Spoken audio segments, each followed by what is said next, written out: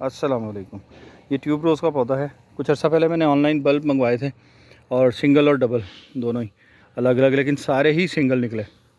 मैंने वो वीडियो में शायद शेयर किया, उनको भी मैसेज किया जिनसे मंगवाए थे, खैर उनका तो कोई रिप्लाई नहीं आया।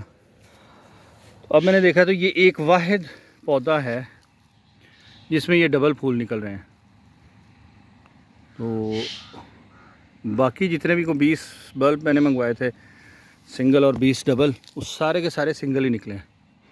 ये वाला पौधा है जिसमें ये डबल निकल रहे हैं ट्यूब रोज़ के। तो ये बड़ी खूबसूरती होती है, इसकी खुशबू बहुत प्यारी होती है, बस ज़बरदस्त होती है।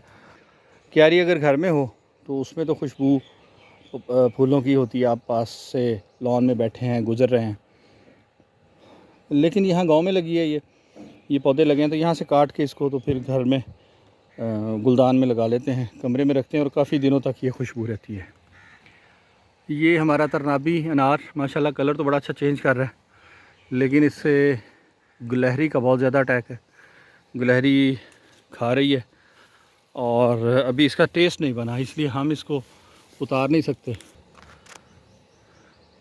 ये गुलहरी इसे खा रही है और काफ़ी हैं, बहुत कम है पिछले साल की निस्बत से, लेकिन उसके बावजूद अभी काफ़ी फल है। तो देखते हैं इंशाल्लाह। टेस्ट तो अभी तक इसका फुल मैच्योर टेस्ट हमने नहीं अभी तक किया, क्योंकि एक तो हमारे यहाँ जब ये बरसात आती है जब ये ख़राब हो जाते हैं, और दूसरा ये गिलहरियाँ वगैरह ये नुकसान करती हैं।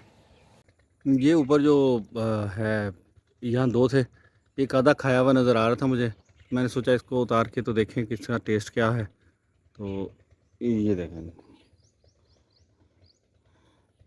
एक भी दाना नहीं है, सारा गिलहरियाँ खा चुकी हैं। तो बस ऐसे ही है, अब ये खा रही हैं गिलहरियाँ और कोई बर्ड्स भी खा रहे होंगे, लेकिन पकने तक नहीं पहुंच पाता कि इसका भी टेस्ट हम चेक कर सकें। बहरहाल दूसरी वैरायटी जो है इंशाल्लाह वो लगाएंगे, वो भी आपके साथ शेयर करेंगे कि वो कौन सी वैरायटी है। उसके मुतालिक बताया जाता है कि वो हमारे इलाके में फल उसका पकता है और मीठा भी है। तो ये वाला जो है खूबसूरती बहुत है इसकी, इसलिए इसे लगा रहने दिया। अगली वीडियो में मिलते हैं। अस्सलाम वालेकुम।